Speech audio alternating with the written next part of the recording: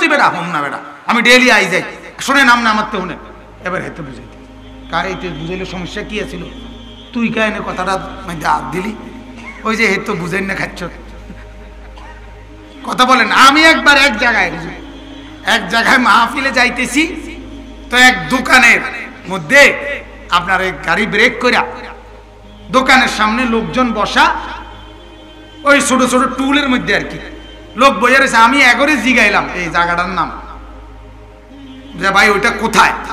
ওই দোকান ঘেসেই বিশ্বাস করে এক লোক পেশাব করতে আছে মুতের এবারে ওইখান থেকে একেবারে বিশ্বাস করেন আল্লাহ সাক্ষী, ওই বেটা এই মুতার হ্যান থেকে কইতে আছে, আরে রাখেন আমি কইতে আছি ডাইরেক্ট এন্ডে যাইবেন এটা আবার। আচ্ছা এতটি লোক দোকানে বইয়া রয়েছে, তুই বেটা তুই কদ্দুর মুতটা লইছ, মুতবা না?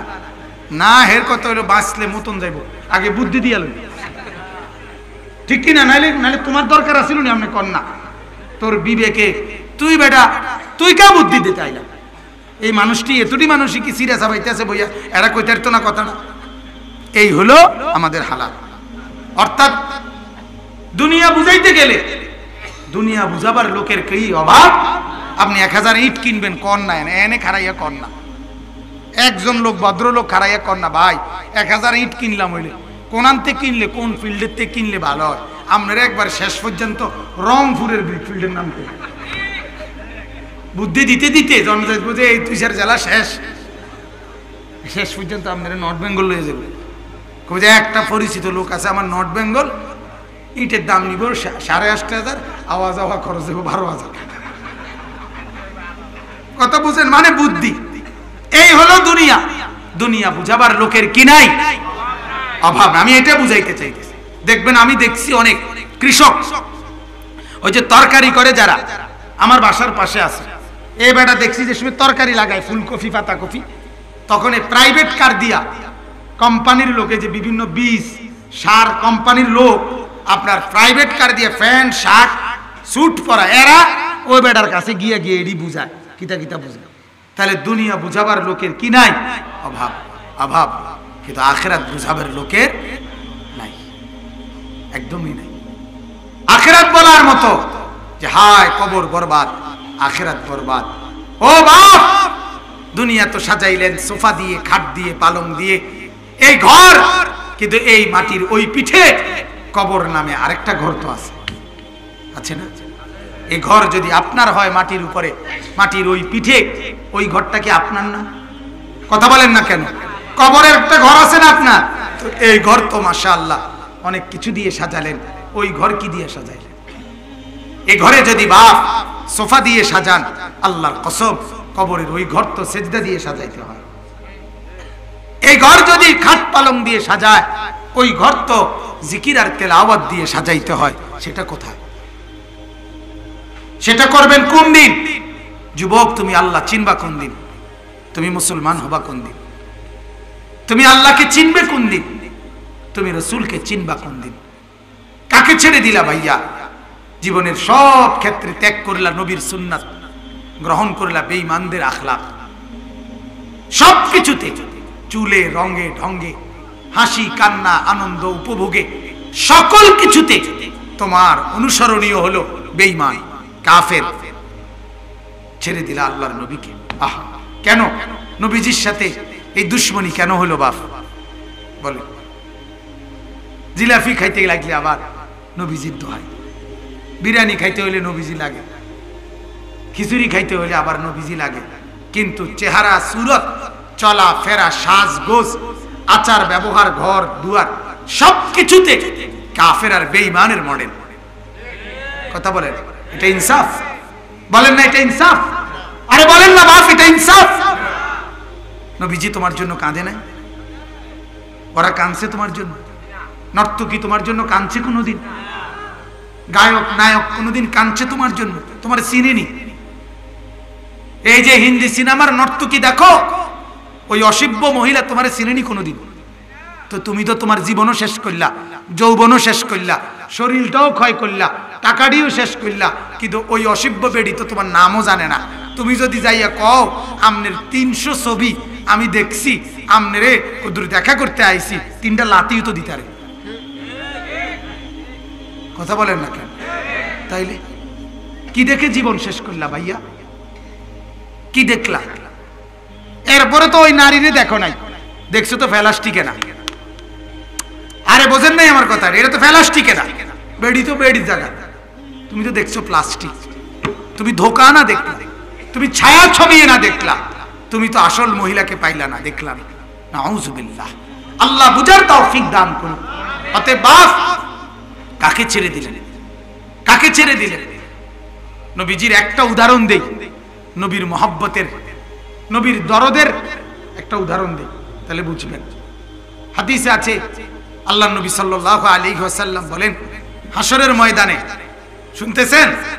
হাসরের ময়দানে আল্লাহ পাক রব্বুল আলামিন হাসরের মাঠে আল্লাহ তাআলা রব্বুল আলামিন তার ডান পাশে নবীজির জন্য একটা আসন বসাবেন, আর আল্লাহ তাআলা বলবেন, দোস্ত এটা আপনার জন্য, আপনি এতে বসেন। সুবহানাল্লাহ। আল্লাহর নবী আসবেন এটাতে, সামনে আইসা এরকম হাতলের মধ্যে নবীজি হাত রাখবেন। আল্লাহ তাআলা বলবেন, বন্ধু বসেন, বসেন, এটা তো আপনার জন্য। নবী সাল্লাল্লাহু আলাইহি সাল্লাম বলবেন, রব্বুল আলামিন এটা আমার জন্য, এজন্যই তো হাত রাখছি, আমি গ্রহণ করছি, আপনি দিয়েছেন বলে আমি তো এটা নিছি মাওলা, এজন্যই তো হাত রাখলাম, আমি বসবো না। আল্লাহ তাআলা বলবেন, দোস্ত বসবেন না কেন? আপনার জন্য। আল্লাহর নবী চোখের পানি ফেলে দিয়ে বলবেন, রব্বুল আলামিন আমি যদি বসে যাই, আজ হাসরের মাঠে আমি যদি চেয়ারে বসে যাই, আমার এই কোটি কোটি উম্মতের জন্য দৌড়াবে কে?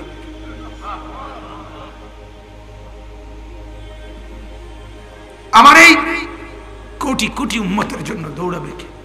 আমার কোন উম্মত যদি মিজানের পাল্লায় আটকায় যায়, আমার কোন উম্মত যদি ফলসেরাতের পারে আটকায় যায়, তো তারে বাঁচাবে কে?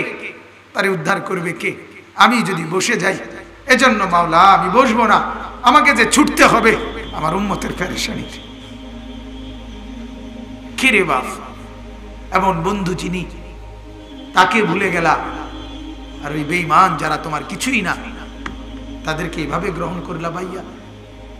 এত হাজার টাকা পয়সা খরচ করে জীবনে বারবার কাফেরদের মতোই চুল কাটলা, নবী পাকের মতো চুল একবারও রাখবা না? হ্যাঁ বলেন না? বারবার দাড়ি শেভ করে বেঈমানকে সাজাইলা।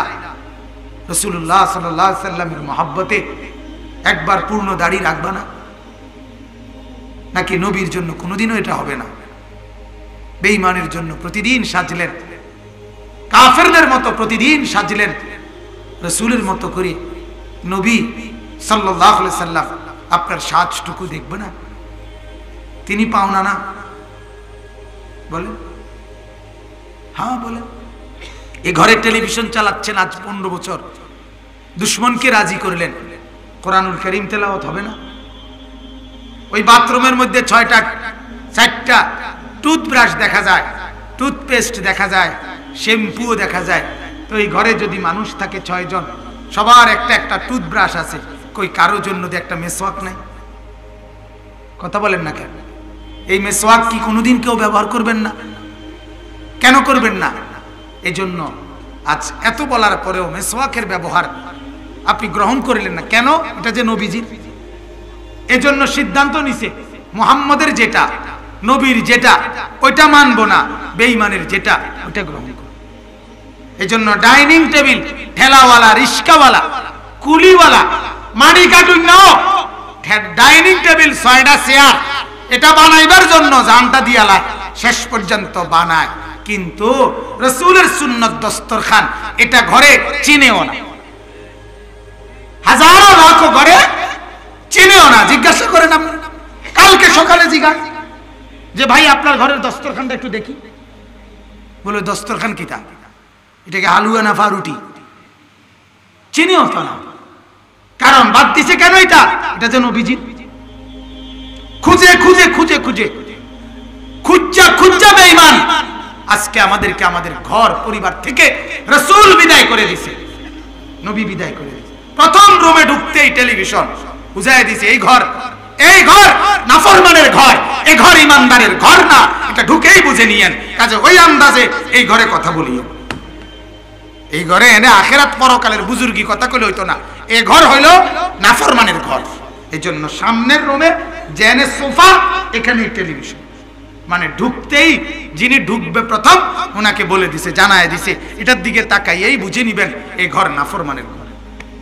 এ ঘরে নর্তকী নাচে, এ ঘরে নর্তকী নাচে, এ ঘরে গান হয়, এ ঘরে বাদ্য হয়, হিন্দি সিরিয়াল চলে, হিন্দি সিনেমা চলে। হিন্দি সিনেমার 100টার মধ্যে 99টার মধ্যেই তারা তাদের কৌশল এটা, তারা আপনার হিন্দুদের পূজার দৃশ্য, তাদের বিয়ের দৃশ্য তারা ওইটা দেখায় বারবার।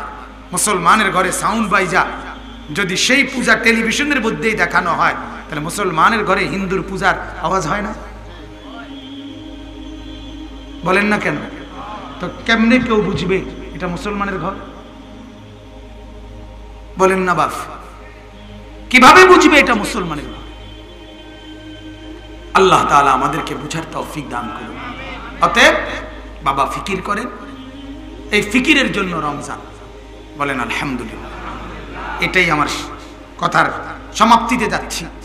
রমজান আমাদের সামনে এসেছে, আল্লাহ তাআলা ডাকতেছে, বান্দা আসো, সব ধুয়ে মুছে সাফ করে দেব, তোমাকে একদম পবিত্র বানায় দেব।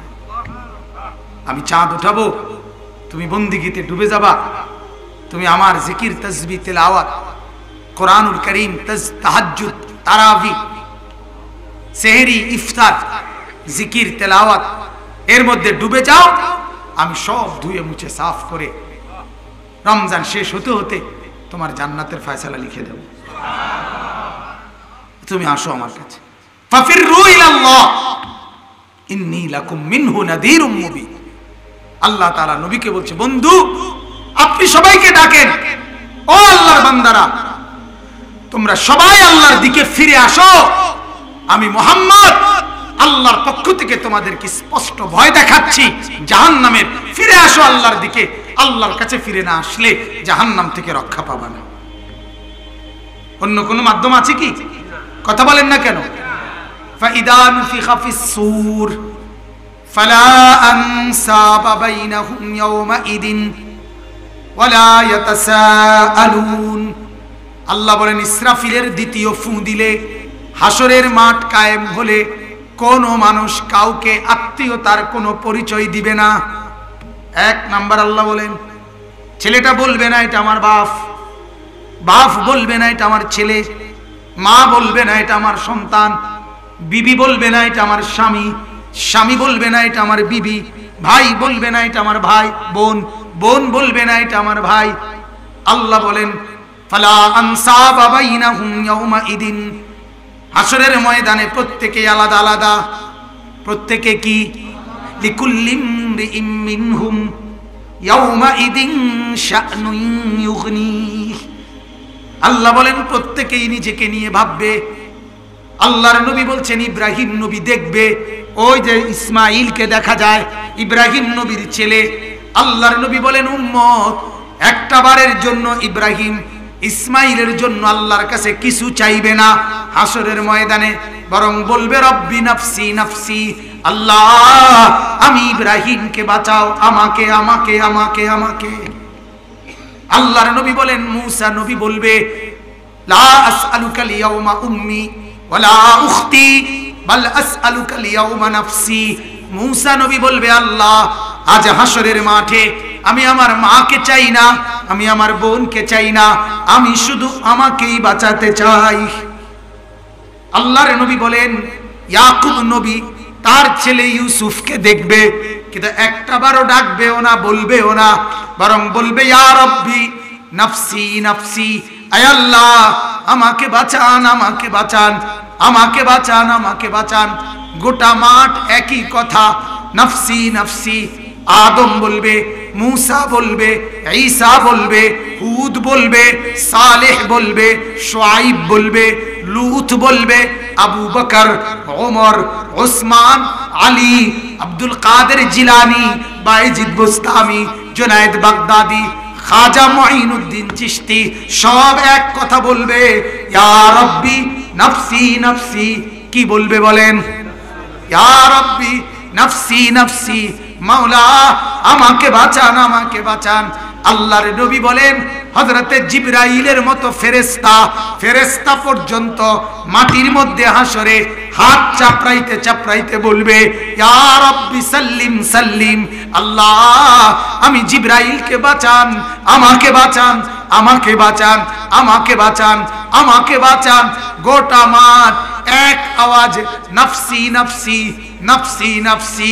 হঠাৎ করে সবাই শুনবে কোন এক জায়গা থেকে কেবল একজনই বলছে, ইয়া রাব্বি উম্মতি উম্মতি। এটা শুধু একজনই বলবে, একজনই শুধু বলবে, বাকিরা সব বলবে আমাকে বাঁচান। আর ওই একজন বলবে, আল্লাহ উম্মতকে বাঁচান। তিনি কে বন্ধু? সরদার দো আলম নবী সাল্লাল্লাহু আলাইহি ওয়াসাল্লাম।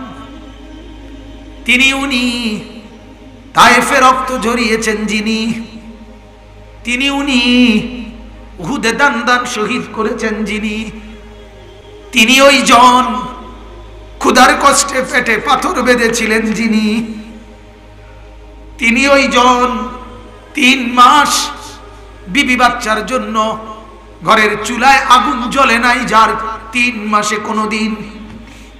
সেই বন্ধু, সেই নবী বলবে, উম্মত এত কাঁদা কাঁদলাম তোর জন্য, আজ তুই কি আমল নামা নিয়ে আসলি?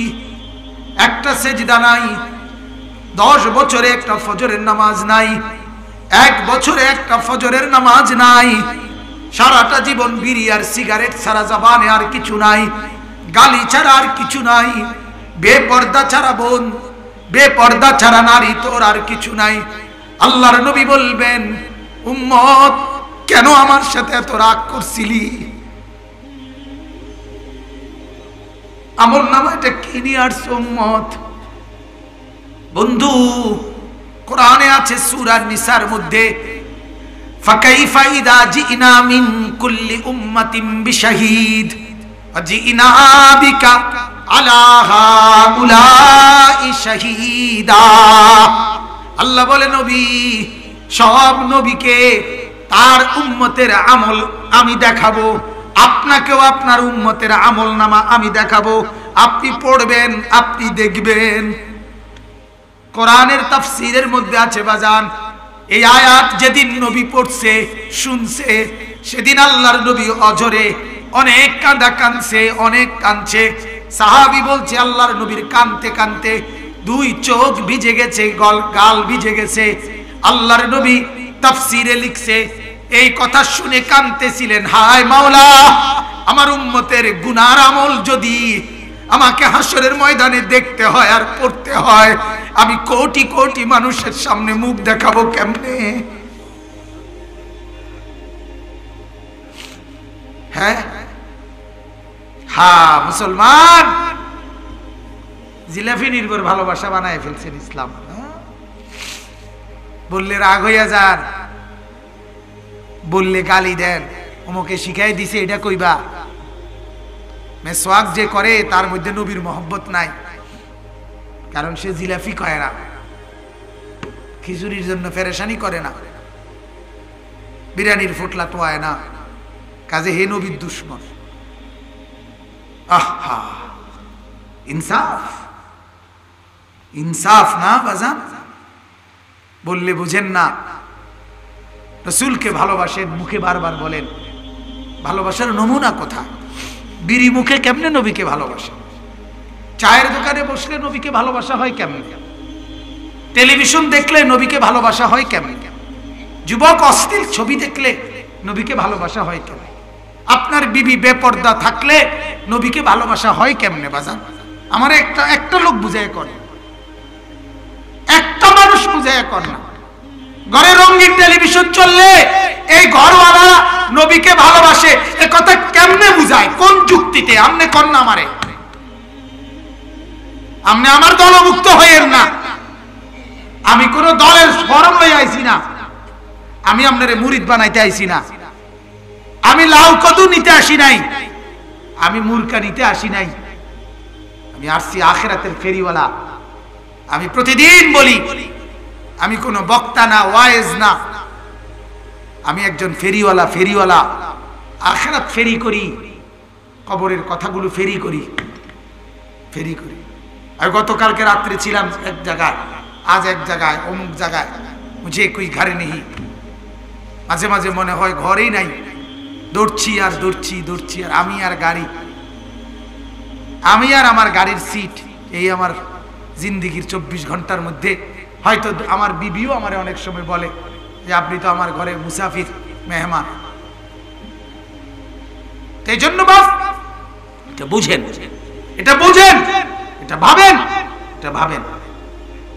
এই রমজান পরিবর্তনের জন্য, এই রমজানকে কদর করেন একদম নাকের ডগায়, নাকের মধ্যে গ্রাম লাগতেছে রমজানের, ঠিক কিনা বলেন না? অতএব একটাবার সিদ্ধান্ত নেন যে ইনশাআল্লাহ এই রমজানটা দামি বানাবো। বলেন ইনশাআল্লাহ, বলেন না ইনশাআল্লাহ, বলেন না ইনশাআল্লাহ। একটা রমজান দামি বানাবো, একটা রমজান দামি বানাবো। কিভাবে দামি বানাবেন? ছোট ছোট আমল। 1 নাম্বার, 5 ওয়াক্ত নামাজ এই রমজানে জামাতের সাথে পড়বেন, এ কথা নিয়ত করেন, দিল থেকে নিয়ত করেন। 5 শুনেন বাপ, আমার একটা কথা, আমি শেষে শুধু এই আমলের কথাগুলো বলছি। 1 নাম্বার হলো আল্লাহর নবী সাল্লাল্লাহু আলাইহি সাল্লাম জীবনে ওনার 23 বছরে কোন আমল তরকের উপরে, মানে কোন নেক আমল ছেড়ে দিছে উম্মত, কোনটার ব্যাপারে এত কঠিন ধমক, এত রাগ আল্লাহর নবী দেখায় নাই। জামাত তরকের ব্যাপারে নবীজি যেই গুরুত্বটা দিছে, আল্লাহর নবী বলছে আমার মন চায়, বুখারীর হাদিস, মুসলিমের হাদিস, আমার মন চায় নামাজের ওয়াক্ত হইলে মসজিদের জামাত দাঁড় করাইয়া আমারই একজন সাহাবীকে বলি তুমি নামাজটা পড়াও, আমি একটু আইতে আসি। এই কথা বলে আল্লাহর নবী বলেন আমার মন চায় কয়েকজন লোক নিয়া লাকড়ির মধ্যে আগুন ধরাইয়া, যে ঘরগুলোতে পুরুষ জামাতে আসে নাই, আমি তাদেরকে ঘরে রাখা ওই ঘর সহ ওই নাফরমানকে জ্বালায়ে দেই। এটা আমি রাসূলের মন চায়। লা উহাররিকান্না বুয়ুতাহুম, আমার দিল চায় ঘর জ্বালায়ে দেই, তারে শ্রদ্ধা। আল্লাহর নবী বলেন লাউলান নিসা ওয়াল আতফাল ওয়াল আজুজ, বুড়া, নারী, শিশু এরা যদি না থাকতো তো আমি সত্যি সত্যি আগুন লাগাই দিতাম। এখন এই লোকটা যখন হাসরের ময়দানে নবীর কাছে সুপারিশের জন্য যাবে, আর নবী আমলনামার মধ্যে দেখবে নামাজের জামাত নাই, নবী বলবে বেটা তুই জানোস না, তোরে তো আমি দুনিয়ার থাকতে জ্বালাই দিতে চাইছিলাম। কথা বলেন না কেন? আজ তুই আগুনেই তো জ্বলবি, যা জল। যদি এমন ফিরায় দেয়, কথা বলেন না, তখন কোনো উপায় থাকবে তো? অতএব 1 নাম্বার ইনশাআল্লাহ 5 ওয়াক্ত নামাজ আগত রমজানে, এই রমজানে ইনশাআল্লাহ জামাতের সাথে পড়ার হিম্মত করি আমরা ইনশাআল্লাহ, মজবুতের সাথে। বাজান দিল থেকে বলে, জওয়ান ভাইয়া তোমরাও বলো না ভাইয়া, বলো না ইনশাআল্লাহ। বাস নিয়ত তো করো, তুমি তো মুসলমান বাজান, তোমার ভালো হওয়া দরকার না? কথা বলেন না কেন? ভালো হওয়া দরকার কিনা বলেন? এটা হলো 1 নাম্বার আমল, 5 ওয়াক্ত নামাজ জামাতের সাথে পড়বো ইনশাআল্লাহ। 2 নাম্বার, পুরা 1 মাস 20 রাকাত তারাবি পড়বো ইনশাআল্লাহ। কয় মাস? পুরা মাস। কয় মাস? পুরা 1 মাস। কয় রাকাত? কয় রাকাত? আরো জোরে, আরো জোরে, জোর হইল না, জোরসে বলো, সবাই বলো, একসাথে বলো। ইউনিয়ন পরিষদের নির্বাচন খারাপ হয়েছে না? ঠিক না? হ্যাঁ, 20 রাকাত। কয় রাকাত? এটার কারণ আছে, কারণ আছে, এই জন্য শক্ত করে বলছি। আমরা পূর্ণ বুসুক ইতমিনানের সাথে কোরআন সুন্নাহর আলোকেই বললাম তারাবির নামাজ কয় রাকাত? অতএব 20 রাকাতই পড়তে হবে। কয় রাকাত? ফজরের নামাজের ফরজ কয় রাকাত? জোহরের ফরজ কয় রাকাত? কত হইল? আসরের ফরজ কয় রাকাত? কত হইল? মাগরিবের ফরজ কয় রাকাত? কত হইল? এশার ফরজ কয় রাকাত? কত হইল? বিতিরের নামাজ কয় রাকাত? কত হইল? বুঝে ওলামায়ে কেরাম বলে এই ফরজ ওয়াজিব মিলে 20 রাকাত নামাজে যদি কোনো ত্রুটি বিচ্যুতি থাকে 20 রাকাত তারাবির বদৌলতে আল্লাহ তাআলা তা মোচন করে দেয়। এই জন্য 20-20 হিন্দিও 20 হিন্দিও কি? তাহলে ইনশাআল্লাহ ওই সপ্তাহের শুরুতে সপ্তাহ 7-8 দিন পুরা মসজিদ বারিন্দা সহ তারাবি পড়া এবার আস্তে আস্তে নাই। এবারে দ্বিতীয় কাতার লোক কেউ তারা কই ভাই আপনার যে দেখি না তারাবি আল্লাহ ভরসা হুজুর চিন্তা করেন না দিয়ালামু যেটা দাহ্য হয়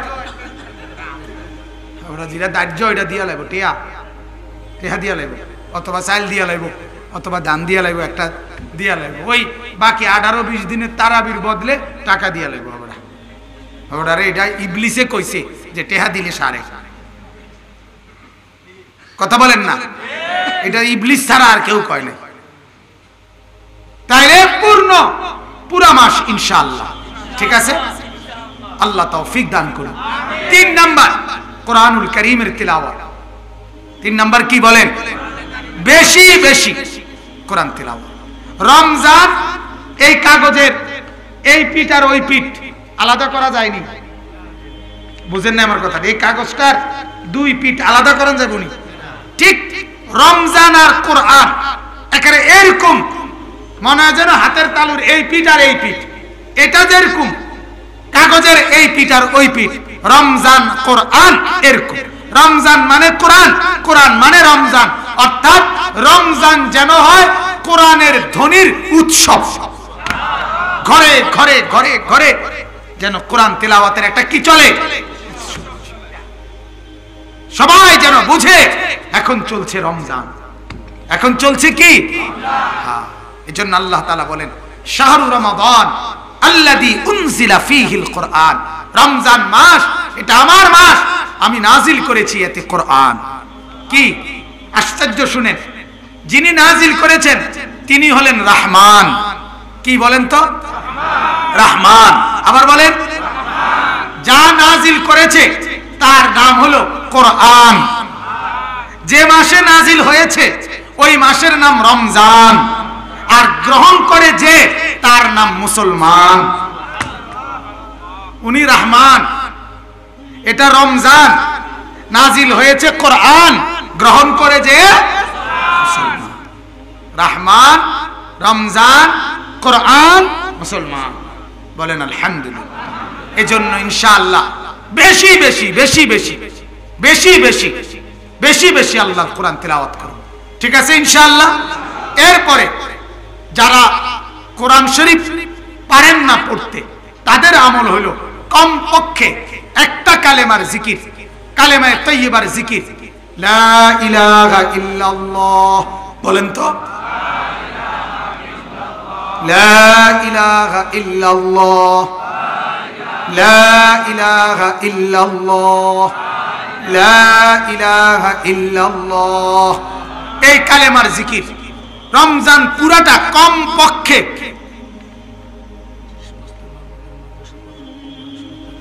মাশাআল্লাহ। আচ্ছা আচ্ছা, আল্লাহ কবুল করে। তাইলে আপনার 70,000 বার কালেমা শরীফের জিকিরের একটা আলাদা ফজিলত আছে। কয় হাজার বার? 70,000 বার। আপনি পুরো একটা রমজান সিদ্ধান্ত নিলে, ইচ্ছা করলে 70,000 বার এই লা ইলাহা ইল্লাল্লাহ কালেমার খতম, একটা খতম শেষ করতে পারবেন ইনশাআল্লাহ। বলেন ইনশাআল্লাহ। তাসবিহ নিবেন 100 বার পড়ে আপনার একটা গিট্টু দিবেন, একটা রশি নেবেন, এটার মধ্যে গিট্টু দিবেন, দিলে এরকম আপনি আরেকশো বার পড়লে গিট্টু দিবেন, দিলে অথবা 1000 বার পরে একটা গিট্টু দিবেন, দেখবেন আপনার 70,000 বারের কালেমার খতম হবে।